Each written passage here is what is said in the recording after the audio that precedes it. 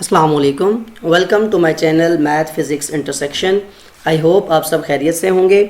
आज की इस नई वीडियो में हम एक्सरसाइज 3A के क्वेश्चन नंबर 14 और 15 को सॉल्व करेंगे। इससे पहले जो प्रीवियस हमारी वीडियोस हैं उसमें हमने वीडियो जो 1 है पार्ट 1 उसमें हमने कॉन्सेप्ट वाइज इस एक्सरसाइज के बारे में पढ़ा कि इससे पहले हमें किन बातों का पता होना चाहिए, एक्सपेंशन क्या होती है, फैक्टराइजेशन क्या होती है, और उसको लेके फिर हम आगे चले और हमने क्वेश्चंस को सॉल्व किया।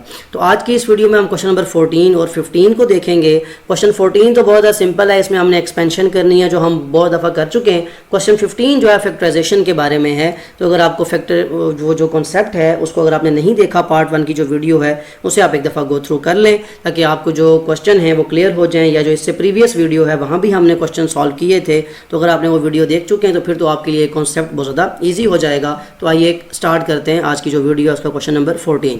सबसे पहले क्या कहा गया है कि expand each of the following expression. तो फर्स्ट पार्ट है इसका कि एक्सपैंड करते हुए आप जो फर्स्ट पार्ट है ए पार्ट, सबसे पहले तो आप उसको लिख लें। ए पार्ट क्या है आपका कि ए पार्ट है 2x - 3y, इसको एक्सपेंड करें और साथ में कौन है आपके x + 5y - 2 की ब्रैकेट है, इसको आपने एक्सपेंड करना है। अभी इससे पहले वाली जो वीडियोस हैं वहाँ हम देख चुके हैं कि 2x कैसे इस पूरी टर्म्स के साथ जो है वो मतलब 2x को आप इस पूरी जितनी भी ब्रैकेट है उसमें 3 टर्म्स हैं उन तीनों से मल्टीप्लाई करना है आपको सिंप्लीफाई करने के लिए। और फिर जो ये जो -3y जो सेकेंड टर्म बनती थी फर्स्ट ब्रैकेट की, उसको आप सेकेंड ब्रैकेट से ओवरऑल मल्टीप्लाई कर दें तो आपकी जो एक्सपेंशन है वो हो जाएगी।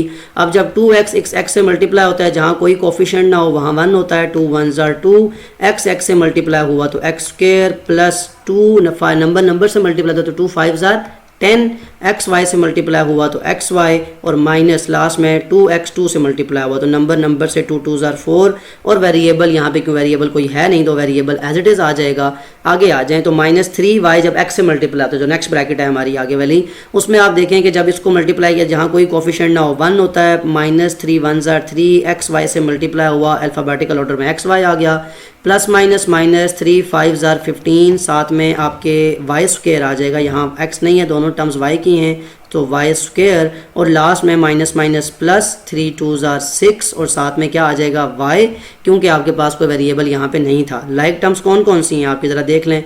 x के लिए कोई टर्म है? बिल्कुल नहीं है। xy और xy एक ये और ये टर्म आपकी जो है वो लाइक है। अदर देन दैट सारी टर्म्स ऐसी हैं जो आपस में लाइक नहीं हैं, तो आप उसको दोबारा लिखेंगे तो क्या लिखेंगे 2x² + 10xy - 3xy plus minus sign हमेशा बड़ी टर्म का, 10 में से 3 गए पीछे बचा 7, और साथ में वेरिएबल यानी नंबर को आपने ऐड या सब्ट्रैक्ट करना होता है, वेरिएबल आपके एज इट इज़ आ जाते हैं। आगे है -4x, उसे आप नहीं कुछ कर सकते बिकॉज उसके साथ कोई लाइक टर्म नहीं थी, प्लस का 6y और माइनस का 15y²। ये मैंने आगे पीछे क्यों लिखा, क्योंकि आप जनरल फॉर्म जो पार्ट 1 की वीडियो है उसमें देख चुके हैं कि जनरल फॉर्म क्या होती है क्वाड्रेटिक एक्सप्रेशन की, और उसे हम कैसे लिखते हैं कि अगर x² स्टार्ट में है तो y² ही लास्ट में भी आएगा। ओके, यहाँ पे हम ए पार्ट को सॉल्व कर चुके हैं, इसी को हम यहाँ पे रेस करके ताकि क्वेश्चन आपको नज़र आता रहेगा वो करना क्या था, उसी को हम लेके चलते हैं और अपना जो बी पार्ट है को भी सॉल्व करते हैं। यहीं पे बी पार्ट क्या है कि x + 4 जो है, अब मैं यहीं पे मेंशन कर रहा हूँ कि इस पार्ट को मैं सॉल्व करने जा रहा हूँ। तो क्या तरीका, जैसे मैंने यहाँ बताया कि पहली जो टर्म होती है यानी x जो है ये इस पूरी ब्रैकेट से मल्टीप्लाई होगा जो कि है x² - 5x + 7। फिर सेकंड टर्म क्या है आपकी, सेकंड टर्म है प्लस का 4 मल्टीप्लाई हो जाएगा इस पूरी टर्म के साथ, x² - 5x और साथ में आ जाएगा प्लस का 7। अब इसको मल्टीप्लाई करें, जब x से मल्टीप्लाई हुआ तो जब वेरिएबल सेम हो पावर क्या हो जाती है ऐड, यहाँ पावर 2 है जहाँ कोई पावर ना हो 1 होती है तो 2 + 1 3, -5 जहाँ कोफिशिएंट कुछ ना हो 1 होता है, 5 1s are 5, x से मल्टीप्लाई हुआ x² प्लस 7 जब x से मल्टीप्लाई हुआ तो 7 1s are 7, वहाँ कोफिशिएंट 1 था, x एज इट इज़ आ जाएगा, प्लस 4 जहाँ कोफिशिएंट कुछ ना हो 1, 4 1s are 4, x² as it is, plus minus 4 5s are 20, variable as it is, plus last में 4 7s are 28, ये कांस्टेंट टर्म है, यहाँ पे कोई वेरिएबल है ही नहीं। तो चेक करें यहाँ पे क्या आपके पास कोई लाइक टर्म बनती है, बिल्कुल बनती है। एक तो ये 5x², ये 4x² और साथ में ये 7x और 20x, ये दो लाइक टर्म्स हैं आपके पास दो तरह की। इन्हें आप लिखते हुए क्या करेंगे, x³ as it is -5x² plus का 4x² प्लस माइनस 5 में से 4 गए तो 1 बचता है, जिसको लिखें ना लिखें आपकी अपनी चॉइस होती है। 1x², साइन किसका आता है हमेशा, बड़ी टर्म का आता है। Okay 7x minus 20x plus minus minus 20 में से 7 जाए तो 13 बचता है और साथ में वेरिएबल, और साइन किसका आता है हमेशा, बड़ी टर्म का, जो कि है माइनस, और लास्ट में क्या आ जाएगा प्लस का 20 जो कि कांस्टेंट टर्म है।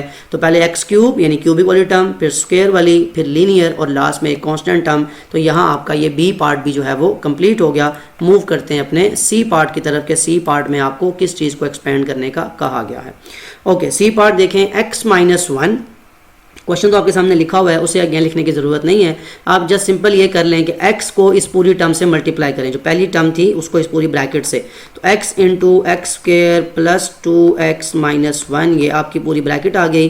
सेकंड टर्म थी माइनस का 1, ये भी मल्टीप्लाई होगा इस पूरी ब्रैकेट से, तो आ जाएगा x² प्लस 2x-1। जब इसकी मल्टीप्लिकेशन करेंगे तो x² से मल्टीप्लाई हुआ तो क्या आ गया, x³ प्लस 2x जब x से मल्टीप्लाई हुआ, 2x से मल्टीप्लाई हुआ x² माइनस, मैंने क्या बताया, जब भी कोई टर्म 1 से मल्टीप्लाई होती है तो वो एज इट इज़ आ जाती है। यहाँ भी देखें 1 से मल्टीप्लाई हो रहा है तो सारी टर्म्स अगेन वही आएंगी, लेकिन चेंज किस में आएगा, साइन में, क्योंकि यहाँ माइनस है, जहाँ कुछ ना हो प्लस, तो प्लस माइनस माइनस, x² 1 से मल्टीप्लाई हुआ x² plus minus minus 2x 1 से मल्टीप्लाई हुआ 2x minus minus plus 1 1 jar क्या होता है 1। अगेन यहाँ कोई लाइक टर्म है, बिल्कुल लाइक टर्म्स हैं, कौन सी हैं, 2x² और ये वाला x² और ये वाला x और ये वाला 2x, ये आपस में लाइक टर्म्स हैं, इन्हें हम ऐड कर लेंगे। x³ एज इट इज़ आ जाएगा, फर्स्ट टर्म जो है 2x² माइनस x², तो सिंपल है कि प्लस का 2 माइनस का 1, 2 में से 1 को निकालें तो 1 बचता है, लेकिन साइन हमेशा बड़ी टर्म का आता है। 1 आप लिखें ना लिखें आपकी अपनी चॉइस है। माइनस x माइनस 2x, दोनों टर्म माइनस की हैं तो माइनस माइनस ऐड, मतलब प्लस करना है आपने, तो 2 प्लस 1 जो यहाँ का कोफिशिएंट है वो 3x हो जाएगा। साइन हमेशा किसका आता है, बड़ी टर्म का, और लास्ट में प्लस 1 आ जाएगा। यही आपका आंसर है। ये नंबर की जो फॉर्म है वेरिएबल्स की और सेकंडली जो साथ में साइन है, इनको समझना बहुत ज़्यादा ज़रूरी है। अदर देन दैट तो एक्सपेंशन बहुत ज़्यादा ईजी थी। मूव करते हैं अपने डी पार्ट की तरफ। डी पार्ट में क्या कहा गया है आपको कि 3x² है आपके पास, यानी इसको इससे मल्टीप्लाई करें। तो अब यहाँ भी देखें, अब अगर इसको पहले लिखें या उसको बाद में कोई फ़र्क नहीं पड़ता, मैं जैसे लिखा हुआ है वैसे ही सॉल्व करवा देता हूँ। चलें कि 3x² पूरी ब्रैकेट से मल्टीप्लाई होगा, जो कि है 3 माइनस x, ठीक हो गया। अब आपके पास नेक्स्ट टर्म क्या थी, माइनस का 3x, ये मल्टीप्लाई होगा किससे, इस पूरी ब्रैकेट जो कि है 3 माइनस x अगेन, और फिर लास्ट में कौन सा नंबर रह गया, प्लस का 4 जो कांस्टेंट है, ये मल्टीप्लाई होगा इस पूरी ब्रैकेट से 3 माइनस x। तो इससे पहले वाले क्वेश्चंस में ये था कि फर्स्ट ब्रैकेट में, जो फर्स्ट ब्रैकेट थी उसमें 2 टर्म्स थी और नेक्स्ट ब्रैकेट में 3 थी, यहाँ उसने चेंज कर दिया, लेकिन क्वेश्चन में कोई चेंज नहीं आएगा। मूव सॉल्व करते हुए 3 3 जार क्या होता है 9, x² as it is because variable कोई नहीं है, प्लस माइनस माइनस, जहाँ कोफिशिएंट कुछ ना हो 1 होता है, 3 1 जार 3, x² x से मल्टीप्लाई हुआ तो x का क्यूब आ गया। ये पहली ब्रैकेट सॉल्व। अगेन आ जाएं, माइनस 3 3 जार 9, क्योंकि यहाँ प्लस है और x वेरिएबल और कोई नहीं है तो ये x एज इट इज़ आ जाएगा। माइनस माइनस प्लस 3, यहाँ कोफिशिएंट कुछ ना हो तो 1 होता है, 3 1 जार 3, x से मल्टीप्लाई हुआ तो x का स्क्वायर आ जाएगा। लास्ट टर्म जो है वो प्लस का 4, तो प्लस 4 3 जार 12 होता है, क्योंकि ये टर्म भी प्लस की है। प्लस माइनस माइनस 4x से मल्टीप्लाई होगा तो 4x। अगेन देख लें आपके पास लाइक टर्म्स कौन कौन सी हैं, 9x और 4x, ये लाइक टर्म्स हैं। 9x² और 3x², ये लाइक टर्म्स हैं। इनको ज़रा आपस में अपने माइंड में ये होता है कि आप निशान देता है कि आपको कोई मिस्टेक ना हो इसमें। तो फर्स्ट ऑफ ऑल जो लाइक टर्म नहीं है, जो कि माइनस 3x³ है, उसे अलग से लिख लें। अब 9x² और 3x² क्या होगा, प्लस 9 है प्लस 3 है, दोनों टर्म प्लस की हैं, तो दोनों को ऐड करेंगे तो 9 प्लस 3 12 होता है। साइन बड़ी टर्म का आता है तो प्लस 12x² आ जाएगा। लास्ट में माइनस 9x माइनस 4x, दोनों टर्म माइनस की हैं तो माइनस माइनस प्लस, साइन बड़ी टर्म का 9 और 4 13 होता है, साथ में वेरिएबल x, और लास्ट में जो टर्म बच गई है वो है 12 जो कि कांस्टेंट है। तो अगेन वही तरीका जैसे इससे पहले आपने देखा था कि फर्स्ट टर्म क्यूबिक, फिर आपके क्वाड्रेटिक, फिर लीनियर, और फिर आपका कांस्टेंट, यानी पहले पावर 3 पावर 2 पावर 1 और फिर वेरिएबल ख़त्म। तो ये आपका जो 4 पार्ट्स थे क्वेश्चन 14 के, जिसमें आपको एक्सपेंशन करनी थी वो आपने देखी। अब मूव करते हैं जिसकी मैं बात कर रहा था कि हमने फैक्टराइजेशन करनी है इसके लास्ट क्वेश्चन में। ओके, क्वेश्चन 15 है factorise each of the following expressions completely. अब इन्हें कंप्लीटली फैक्टराइज करने का मतलब क्या है, ये भी ज़रा साथ ही हम देख लेते हैं। तो फर्स्ट ऑफ ऑल आप सोल्यूशन पे आ जाएं। ए पार्ट क्या है आपका वो लिख लें, वो है x² साथ में y² प्लस 2xy माइनस 15। हम फैक्टराइजेशन के बारे में पार्ट जो 1 है इस वीडियो का वहाँ भी कम्प्लीटली देख चुके हैं, और सेकेंडली जो हमारा पार्ट 2 है जिसमें हमने क्वेश्चन सॉल्व किए हैं वहाँ भी हमने काफ़ी डिटेल में इसको देखा। पार्ट 3 में सॉरी जहाँ क्वेश्चन आया था फैक्टराइजेशन का कि कैसे फर्स्ट टर्म और लास्ट टर्म और 3 स्टेप्स जिनको पढ़ा था हमने कि 3 स्टेप्स क्या हैं। तो मैं अगेन यहाँ पे लिख रहा हूँ। स्टेप 1 क्या होता है कि आप इन दो नंबर को जो फर्स्ट और लास्ट नंबर है इसे मल्टीप्लाई करें। जहाँ कोफिशिएंट कोई ना हो वहाँ क्या होता है 1, तो 1 को मल्टीप्लाई करें किसके साथ, यानी 1 को ब्रैकेट में लिखें और लास्ट नंबर क्या है अलॉन्ग विद इट साइन लिखना होता है, ये बात याद रखें।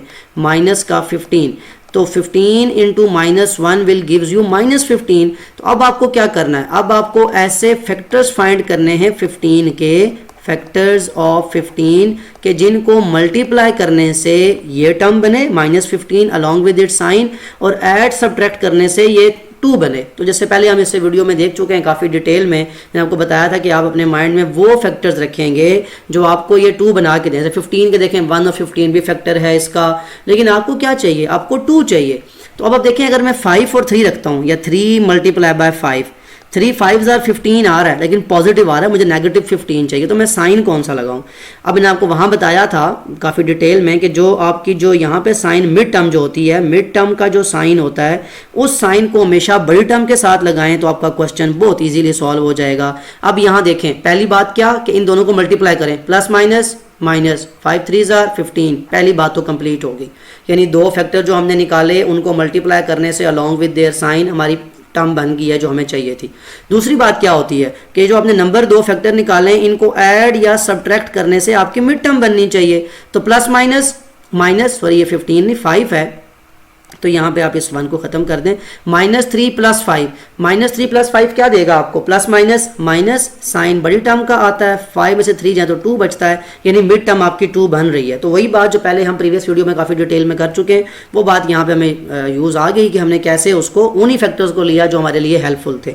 तो अगेन मैंने क्या बताया था कि आप यहाँ पे वेरिएबल के लिहाज से कन्फ्यूज़ नहीं होंगे, बल्कि आप नंबर्स को ब्रेक डाउन करेंगे। वेरिएबल जो आपका मिड टर्म का वेरिएबल होगा उसको आप लिख लेंगे। ओके, अब जब 2xy इसको ब्रेक किया ना बेसिकली आपने, इस 2xy की जगह ये वाले नंबर्स आएंगे, जिस मर्जी को वजह लिखें आपको क्वेश्चन ठीक सॉल्व होता है। तो -3 जो पहला नंबर है आपका, और साथ में वेरिएबल जो चल रहा है, ठीक है, उसमें कंफ्यूज नहीं होना। और सेकंड नंबर कौन सा आया था आपका मिड टर्म के लिए 5, और साथ में जो वेरिएबल चल रहा है क्या चल रहा है xy, और लास्ट में जो आपकी कांस्टेंट टर्म है जिसे आप कहते हैं 15 उसको भी आप लिख लें। अब क्या करेंगे आप, जब आपने ये ले लिए, अब आपको मैंने क्या बताया था कि आप 2 नंबर्स के पेयर्स बनाएंगे और फिर इनमें से आप कॉमन लेंगे। तो बताएं जरा पहली जो टर्म है, जो पहला जो पेयर है x² y² और 3xy, इसमें से क्या कॉमन आता है। यहाँ कोफिशिएंट क्या है 1, तो क्या 1 और 3 पे किसी का टेबल जाता है, बिल्कुल नहीं। तो नंबर की फॉर्म में तो हम कॉमन नहीं ले सकते। अब वेरिएबल की फॉर्म में आ जाए, यहाँ x² है यानी 2 टाइम्स x, 2x है, यहाँ y² है यानी 2y है, यहाँ पे एक सिंगल xy है, तो छोटी टर्म को हम बाहर कॉमन लेते हैं। ये बात भी हम पहले कर चुके थे। तो दैट मीन्स अगर मैं यहाँ से xy कॉमन लेता हूँ तो अंदर क्या बचेगा, एक x बाहर आ गया, एक x अंदर रह गया, एक y बाहर चला गया, एक y अंदर रह गया। तो ये तो आपकी पहली टर्म आ गई। -3 आपने बाहर कॉमन नहीं लिया, यानी नंबर को तो आप कॉमन नहीं ले रहे थे, तो xy -3, ये xy कहाँ चला गया था बाहर, तो ये आपकी वो ब्रैकेट आएगी। नेक्स्ट पार्ट को देखें, इसमें से कॉमन क्या निकलता है, यहाँ तो वेरिएबल तो रिपीट हो नहीं रहे, यानी वेरिएबल तो कॉमन आ नहीं सकते, फिर क्या कॉमन आ सकता है, नंबर की फॉर्म में देखें, क्या कोई ऐसा नंबर है जिसका टेबल 515 पे जाता हो, बिल्कुल 5 का टेबल जाता है। तो अगर आप 5 का टेबल देखें तो अंदर कॉमन क्या बचेगा, 5 कितने जार 5 होता है, 5 1 जार, तो 1 हम कोफिशिएंट की फॉर्म में लिखते नहीं रहते, ये xy एज इट इज आ जाएगा। 5 कितने का 15 होता है, 5 3 15 होता है। तो क्या आपने देखा कि xy -3 आपकी ब्रैकेट सेम आ गई हैं, जिनके बारे में मैंने आपको शुरू में कहा था कि आपकी 2 ब्रैकेट्स जो होंगी वो सेम आएंगी, यानी 2 फैक्टर सेम आने चाहिए। दैट मीन्स आपका क्वेश्चन जो है वो ठीक चल रहा है। अदर देन दैट जो भी आपकी टर्म्स ब्रैकेट के बाहर लिखी होंगी, जो मल्टीपल्स होंगे, उन्हें आप एक ब्रैकेट में लिख लेंगे। So that would be your answer. ये आपके फर्स्ट पार्ट का आंसर है। मैं बार बार ये कह रहा हूँ कि अगर वो वीडियो आपको याद हो, वो 3 स्टेप्स याद हो, तो फिर आपके लिए बहुत ज़्यादा सिंपल हो जाती हैं चीज़ें। सो मूव करते हैं पार्ट बी की तरफ के पार्ट बी में हमें किस चीज़ की फैक्टराइजेशन करनी है। ओके, सो पार्ट बी को देखते हैं। आप पार्ट बी में क्या है आपके पास के फर्स्ट ऑफ ऑल तो आप उस क्वेश्चन को लिख लें, वो है 12x² y² -17xy और लास्ट में है -40। तो फर्स्ट ऑफ ऑल वही जो आपका कॉन्सेप्ट है, 3 स्टेप्स हैं आपके। स्टेप 1 में क्या करना होता है, फर्स्ट और लास्ट नंबर को multiply along with their sign, यानी प्लस का 12 मल्टीप्लाई हो रहा है माइनस के 40 के साथ, तो 12 40s आर क्या होता है 480 होता है, 4 मतलब 410 आर, लेकिन साथ में कैलकुलेटर भी आपके पास है, आप वो भी यूज़ कर सकते हैं, माइनस का 480। स्टेप 2 क्या होता है कि अब आपको इस नंबर के फैक्टर्स फाइंड करने हैं, यानी फैक्टर्स ऑफ माइनस 480, या सिंपल आप 480 लिख लें और बाद में आप साइन उसके साथ अपनी मर्जी से खुद लगा सकते हैं। अब 480 के फैक्टर्स, एक बड़ा नंबर है, कैलकुलेटर को हम यहाँ पे ऐड कर लेते हैं अपनी आसानी के लिए, कैलकुलेटर को यूज़ करेंगे हम 480 के फैक्टर्स फाइंड करने के लिए। अब 480 कितने नंबर्स की फॉर्म में आ सकता है, 17 चाहिए ना हमें मिड टर्म में, तो आपको ऐसा नंबर कोई ढूंढना है जिसमें आपको 17 भी तो मिल सके अपने पास। तो 480 को ज़रा चेक करें कि आप 10 मल्टीप्लाई बाय 7 करें तो ये तो बड़ा सिंपल है, 70 आएगा, लेकिन आपके पास 17 बन सकता था उससे। अदर देन 17 कैसे बन सकता है, 12 और 5 दो नंबर हैं, यानी 12 5s आर, लेकिन ये बहुत छोटे नंबर हैं, 60 तक आ रहा है।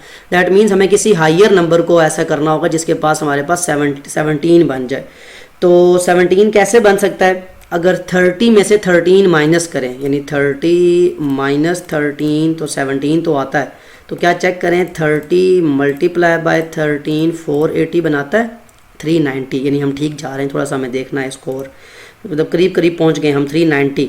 अब हमने 30 और किसको देखा 13 को, तो 30 से ऊपर आता है 31, इसमें से कितना माइनस करें तो 17 बनता है, 31 माइनस 4 17 होता है, तो नहीं सॉरी 31 माइनस 14 जो है वो 17 होता है, 31 माइनस 14 करवा क्यों रहा हूँ आपको, मुझे तो नजर नंबर जुबानी भी आपको पता चल जाते हैं क्वेश्चन करवाने के बाद, लेकिन आपके माइंड में चेक करवाने के लिए आपको फैक्टर फाइंड कैसे करने होते हैं। तो 31 मल्टीप्लाई 14, क्या ये 2 फैक्टर देते हैं, नहीं, बिल्कुल हम करीब करीब पहुँच रहे हैं लेकिन अभी वहाँ पहुँचे नहीं है। तो लास्ट में 32 को मल्टीप्लाई करें, 32 में से किसको माइनस करें तो 17 आता है, 32 में से 15 माइनस करें 17 आता है। ये बता इसलिए रहा हूँ कि आपको मिड टर्म माइंड में लेके चलनी है। तो इन दो नंबर को मल्टीप्लाई करें, 32 मल्टीप्लाई 15 तो 480 आता है, यानी 32 और 15 वो फैक्टर्स हैं। कैलकुलेटर की आपको यूज इसलिए करवाया कि आपको ये पता चल जाए कि 15 मल्टीप्लाई बाय 32 वो फैक्टर हैं जो मल्टीप्लाई होने से 480 देते हैं, ऐड और सब्ट्रैक्ट होने से 17 देते हैं। लेकिन अब हमने इस साइन के साथ पॉजिटिव और इसके साथ नेगेटिव लगाना है, तो वही बात जो प्रीवियस वीडियो में हो चुकी है कि यहाँ आपका साइन किस चीज़ का है, माइनस का, तो जो बड़ी टर्म होगी उसके साथ माइनस का साइन लगा लें, छोटी टर्म के साथ प्लस का साइन लगा लें। अब देखें दोनों बातें पूरी करें अपनी, plus minus minus 15 32s are 480, यानी पहले स्टेप वाली बात कि क्या इन दो नंबर को मल्टीप्लाई करने से ये बनता है, बन गया। अब आप मिड टर्म ब्रेक करने जा रहे हैं ना, तो चेक करें प्लस 15 माइनस 32 की एडिशन सब्ट्रैक्शन से क्या मिड टर्म बनती है, तो प्लस माइनस माइनस साइन बड़ी टर्म का, 32 में से 15 गए पीछे बचा 17 जो कि आपकी मिड टर्म है। तो मैंने आपको कैलकुलेटर के through different factor different method के थ्रू बता दिया कैसे आप फैक्टर तक पहुंचते हैं अपने। अब अपने क्वेश्चन पे आ जाएं। मैंने बार बार कह रहा हूं कि आपको वेरिएबल को यहाँ पे कंफ्यूज नहीं करना। बहुत से स्टूडेंट्स ये करते हैं कि वेरिएबल को जब साथ ले लेते तो क्वेश्चन जो है वो गलत कर देते हैं या उनसे वो क्वेश्चन सॉल्व नहीं हो पाता, फैक्टर्स नहीं निकल पाते। तो अगेन आपके पास जो फर्स्ट टर्म और लास्ट टर्म होती है उसमें कोई चेंज नहीं आता, वो एज इट इज लिखें। चेंज किस में आता है, आपके मिड टर्म में, क्योंकि इसी को आप ब्रेक कर रहे होते हैं। तो 17 की जगह दो नंबर कौन से आएंगे, ये दो नंबर आएंगे प्लस का 15 जो हमने नंबर 2 फाइंड किए हैं, ठीक है 15, और साथ में वेरिएबल कौन सा आ जाएगा जो मिड टर्म का वेरिएबल था, minus 32 along with it sign लिखना होता है, साइन की मिस्टेक नहीं करनी। और जो मिड टर्म के वेरिएबल्स थे वो यहाँ भी लिखे गए, और लास्ट में कांस्टेंट टर्म थी जो कि थी माइनस की 40। अब आपको क्या करना होता है, अब आपको पेयरिंग करनी होती है। फर्स्ट 2 और लास्ट 2 की पेयरिंग करने में से कॉमन निकालें। अब कॉमन कैसे निकलता है, क्या 12 और 15 पे किसी एक नंबर का टेबल जाता है, जी बिल्कुल जाता है। किसका जाता है, 3 का, तो 3 कॉमन ले लें। अदर देन दैट देखिए वेरिएबल रिपीटेशन में तो नहीं है, x की पावर 2 y की पावर 2 और यहाँ एक्स वाई, यानी एक्स वाई दोनों जगह पे आ रहे हैं, तो हम एक्स वाई को भी कॉमन ले सकते हैं। अंदर क्या बचेगा आपका, अब देखें जरा यहाँ से 3 4 12 होता है, ठीक है। x की पावर 2 थी यानी 2 टाइम्स x था, एक x बाहर चला गया तो एक x अंदर रह गया। y की पावर भी 2 थी, एक y बाहर चला गया, एक y अंदर रह गया। प्लस 3 कितने जार 15 होता है, 3 5 जार 15 होता है। एक्स वाई पूरे का पूरा बाहर चला गया था, तो ये ब्रैकेट आपकी यहीं पे क्लोज हो जाती है। अब 32 और 40 के बारे में बताएं मुझे कि 32 और 40 पे किसका टेबल जाता है। अब आप कहेंगे सर 32 और 40 पे 2 का टेबल भी जाता है, लेकिन 2 का टेबल नहीं लेके जाना, उससे मिस्टेक क्या होगी मैं लिखवा भी देता हूँ। चलें, अगर मैं यहाँ से 2 कॉमन लेता हूँ, ठीक है, एक्स वाई तो कॉमन आता नहीं है, तो यहाँ पे 2 1 2 2 6 12। देखें पहला नंबर ही आपका, मैंने क्या सिखाया हुआ है आपको कि आपकी ब्रैकेट सेम रहनी चाहिए, यानी ऐसा नंबर कॉमन लेना है जिससे आपकी ब्रैकेट भी सेम आए। तो यहाँ ज़रा ये बताना ज़रूरी था कि आपने कॉमन क्या लेना है। तो 32 और 40 में 2 का टेबल भी जा सकता है और 4 का भी जा सकता है, 8 का भी जा सकता है। तो अगर मैं 8 का टेबल लेता हूँ यानी 8 कॉमन लेता हूँ तो चेक करें मेरी ब्रैकेट बनती है नहीं बनती। 8 4 32, एक्स वाई क्योंकि कॉमन नहीं निकल रहे थे तो एक्स वाई अंदर ही रहेंगे, तो देखें टर्म आपकी सेम होना शुरू हो गई है। अगर आप लेंगे 2 कॉमन या 4 कॉमन तो आपकी टर्म सेम नहीं बनेगी, क्वेश्चन गलत हो जाएगा। तो यहाँ कॉमन लेना बहुत ज़्यादा इंपॉर्टेंट है। नेक्स्ट देखें, माइनस बाहर कॉमन लिया हुआ है तो अंदर का साइन क्या होता है, चेंज, ये बताया मैंने पहले प्रीवियस वीडियो में। माइनस माइनस प्लस हो जाएगा। 8 कितने जार 40 होता है, 8 5 जार 40 होता है। दैट मीन्स आपकी दो ब्रैकेट क्या आ गई हैं, बिल्कुल सेम। तो जब ब्रैकेट्स दो सेम आ जाएं तो उन्हें हम एक बार लिख लिया करते हैं, यानी 4xy + 5 एक ब्रैकेट में, और जो ब्रैकेट के बाहर टर्म्स लिखी हो जैसे यहाँ पे लिखा हुआ है 3xy - 8 उसे हम एक बार लिख लिया करते हैं। तो ये वो हमारा क्वेश्चन था जिसमें हमने डिटेल में देखा कि अगर हायर नंबर आ जाए तो उसके फैक्टर्स लेने में या मिड टर्म ब्रेक करने का तरीका क्या है। यहाँ तक आपकी ये वीडियो है जिसको आप देख सकते हैं। अब आप अपना सी पार्ट सॉल्व करेंगे कि उसमें आपको किस चीज़ को सॉल्व करने के लिए कहा गया है। मूव करते हैं अपने सी पार्ट की तरफ। सी पार्ट क्या है आपका, पहले उसको लिख लें, वो है 4x² y² और साथ में है z -22 xyz भी इसको बोलते हैं आप, और +24z। ये आपके पास तीन जो टर्म्स हैं इनको लिख लें। अब अगेन आपने इन वेरिएबल्स में कंफ्यूज होना कि वेरिएबल क्या है। आपके लिए स्टेप वही है कि फर्स्ट स्टेप क्या था, फर्स्ट और लास्ट टर्म को मल्टीप्लाई करना। फर्स्ट और लास्ट नंबर क्या है, 4 × 24, दोनों पॉजिटिव नंबर हैं। तो 24 4 क्या होता है 96। अब आपको क्या करना होता है स्टेप 2 में कि इस 96 के ऐसे फैक्टर्स फाइंड करें जिनको मल्टीप्लाई करने से प्लस का 96 आए और जिनको प्लस माइनस करने से ये आपकी मिड टर्म बने -22। अगेन वही बात कैलकुलेटर को ले आते हैं और आपको ज़रा देख लेते हैं डिफरेंट आपके मेथड क्या है फैक्टर को फाइंड करने का। अब देखें 22 चाहिए। 22 कैसे आ सकता है, 22 के दो तरीके हैं। एक तो ये कि आप 20 + 22 करें तो 22 आ जाता है, लेकिन क्या 20 × 2 करने से आपका 96 बनता है, बिल्कुल भी नहीं है। तो बहुत सिंपल सा नंबर है, यानी आपको हाइयर ना इसको इंक्रीज करते जाना है आपको। तो अगर मैं इसको 21 + 1 होता है ना तो 22, लेकिन 21 बनता है तो 20 मतलब आप उसको क्या करें, आगे आने के बजाय आप बैकवर्ड चलें। तो 19 को किस में ऐड करूँ, 22 बनता है। 19 + 3 22 होता है, लेकिन क्या 19 × 3 मुझे 96 देता है, नहीं, ये बात पूरी नहीं हो रही। दोनों बातें पूरी होना ज़रूरी हैं। 19 से पीछे आते जाएं, 18 में 4 होता है तो 18 × 4 72, नहीं, ये बात भी पूरी नहीं आ रही। और फिर 17 + 5 होता है तो 17 × 5 85, करीब करीब जा रहे हैं, यानी हम ठीक जा रहे हैं। तो 17 के पीछे आता है 16 कितना 22 होता है 16 और 6, तो 16 और 6 को मल्टीप्लाई करें, एग्जैक्ट आ गया आपका 96 भी बन गया मल्टीप्लाई करने से, और 16 और 6 आपका 22 भी बना देता है। तो ये वो मेथड है जिसके थ्रू आपको फैक्टर सॉल्व करना। देखिए कितनी जल्दी आपने फैक्टर देख लिए कि आपके पास कैसे उसको लाना है। तो कौन से फैक्टर्स आए आपके पास, 6 × 16, यानी ये वो दो नंबर हैं जिन्हें मल्टीप्लाई करने से 96 बनता है और ऐड करें 22 भी बनता है। लेकिन इंपॉर्टेंट बात, 22 तो आपको माइनस का चाहिए था। तो अब आप क्या करें, ऐसे क्वेश्चन में एक बात याद रखें कि जब भी आपको ऐसे क्वेश्चंस आएंगे जहां मिड टर्म में माइनस है और ये पॉजिटिव, तो उसका मतलब ये होता है, शॉर्टकट टेक्निक है आपके पास कि आप इन दोनों के साथ माइनस लगा दें। अब दोनों बातें चेक कर लें, क्या मल्टीप्लिकेशन से ये नंबर बनता है, तो माइनस माइनस प्लस, बिल्कुल 16 6 96, यानी पहली बात तो पूरी हो गई कि अगर इनको along with their sign multiply किया जाए तो ये आपकी इस नंबर को बना के दे रहे हैं। चेक करते हैं क्या इनको ऐड सब्ट्रैक्ट करने से मिड टर्म बनती है अलॉन्ग विद देयर साइन, तो माइनस माइनस प्लस, साइन बड़ी टर्म का 16 और 6 22 होता है, तो बिल्कुल -22 आपका आ रहा है। दैट मीन्स आपकी मिड टर्म भी बन रही है। तो अब आप आ जाएं अपने क्वेश्चन की तरफ, इसको जरा लिख लें। क्या आ गया, 4x² y² और साथ में z आ गया और माइनस, अब देखें मिड टर्म 22 को आप किन दो नंबर में ब्रेक कर रहे हैं, -6 और साथ में x y z। मैंने बताया आपने वेरिएबल में कंफ्यूज होना ही नहीं है इन क्वेश्चंस में, आप जिस नंबर पे फोकस करें। और सेकंड आपने इसको -16 में किया, जो मिड टर्म का आपका वेरिएबल था उसको लिख लें, और लास्ट टर्म और फर्स्ट टर्म तो वैसे भी चेंज नहीं हुआ करती, तो ये आपकी एज इट इज आ जाएगी। अब क्या करना होता है आपको, पेयरिंग करनी है और पेयरिंग में से आपको कॉमन लेना है। तो बताएं 4 और 6 इन पे किसका टेबल जा सकता है? बिल्कुल ठीक, इन पे 2 का टेबल जा सकता है। और जब 2 का टेबल जाएगा तो साथ में वेरिएबल कौन सा कॉमन आ सकता है? यहाँ पे x की पावर 2 है, यहाँ एक x है, यानी x कॉमन आ सकता है, x रिपीट हो रहा है। यहाँ y की पावर 2 है, यानी 2 y हैं और यहाँ एक y है, छोटी चीज़ हमेशा बाहर कॉमन आती है। और z भी है इनमें, z दोनों जगह है तो वो भी कॉमन आ सकता है। अब देखें ब्रैकेट में क्या आएगा, 2 कितने जार 4 होता है? 2 2 जार 4 होता है। एक x बाहर चला गया, एक x अंदर रह गया। एक 2 y थे, एक y बाहर चला गया, एक अंदर रह गया। और z तो एक ही था जो ऑलरेडी बाहर जा चुका है, यानी ये आपका कॉमन आ गया इस टर्म का। माइनस 2 कितने जार 6 होता है? 2 3 जार 6 होता है। x भी बाहर चला गया, y भी बाहर चला गया, z भी बाहर चला गया, यानी ये आपकी ब्रैकेट आ गई। नेक्स्ट टर्म में देखें 16 और 24 पे किस किस का टेबल जाता है? अब अगेन वही बात, 2 का टेबल भी जाता है, जैसे अभी बी पार्ट में देखा हमने। 2 के बाद 4 का टेबल भी जाता है, 4 4 जार। लेकिन क्या यहाँ 4 लिखा हुआ है? यानी क्या मुझे अंदर ब्रैकेट के अंदर 4 चाहिए? नहीं। तो फिर मुझे अब किसका 8 का टेबल जाता है, तो मुझे 8 लेके जाना है। क्यों? क्योंकि मुझे अंदर की ब्रैकेट को भी तो सेम करना है।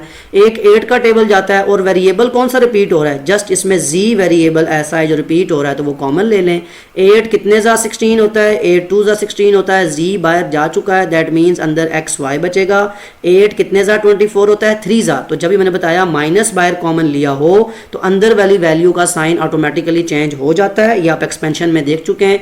8 3 जार 24 होता है, z बाहर जा चुका है, दैट मीन्स ये। तो देखें क्या ब्रैकेट सेम आई आपकी एग्जैक्टली या नहीं? नंबर भी सेम है, साइन भी सेम है, सब कुछ। तो उसके बाद क्या करना होता है कि जो ब्रैकेट सेम आ चुकी हो, यानी जो फैक्टर एक दफ़ा 2 दफ़ा आया है उसे एक बार लिखेंगे, और जो बाहर मल्टीपल्स होते हैं उन्हें आप एक बार लिख लें, that is 2xyz minus 8z। तो that would be your answer. अब चाहे तो आप इसको 16 को पहले लिखते हैं, 6 को बाद में, तब भी जो आपके 2 फैक्टर्स बनेंगे वो आपके लीनियर एक्सप्रेशंस ही होंगे। तो ये तो आपका सी पार्ट था। चेक करते हैं कि डी पार्ट में आपको किस फैक्टर्स के लिए कहा गया है कि आपने किस चीज़ की फैक्टराइजेशन करनी है। ओके, सो देखते हैं डी पार्ट। डी पार्ट थोड़ा सा जो है ना वो फ्रैक्शन की फॉर्म है, तो इसलिए उसको मैं सोल्यूशन जो है वो यहाँ से स्टार्ट कर रहा हूँ कि डी पार्ट आपका फर्स्ट ऑफ ऑल क्वेश्चन क्या है? वो है 2x² minus 5/3xy minus 2y²।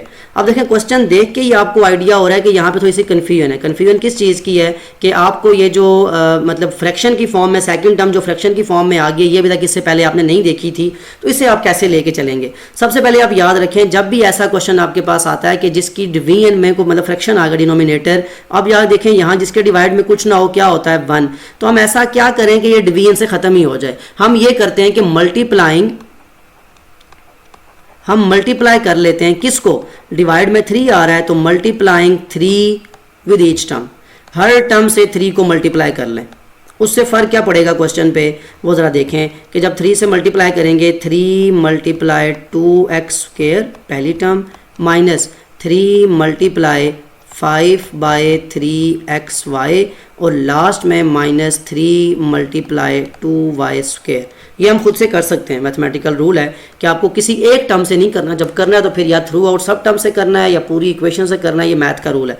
इससे होगा क्या कि ये डिवीजन का 3 यानी डिनोमिनेटर इससे कैंसिल आउट हो जाएगा। तो जो क्वेश्चन आपका पहले फ्रैक्शन की फॉर्म में था वो सिंप्लीफाई होकर कुछ इस फॉर्म में आ जाएगा, 3 2 जार 6x² माइनस 5, क्योंकि 3 1 जार तो यहाँ खाली 5 ही बचेगा, 5xy और लास्ट में आ जाएगा 3 2 जार 6y²। ये वो सिंप्लीफाइड फॉर्म में आपका क्वेश्चन है जिसको अब आपको सॉल्व करना है, इसकी आपको फैक्टराइजेशन करनी है। तो अब आप इसकी जब फैक्टराइजेशन करेंगे तो स्टेप 1 क्या है आपके पास? स्टेप 1 वही है कि आप पहले फर्स्ट और लास्ट नंबर को मल्टीप्लाई करें। मैं जो इसका रफ वर्क है वो इस साइड पे कर रहा हूँ, ठीक है?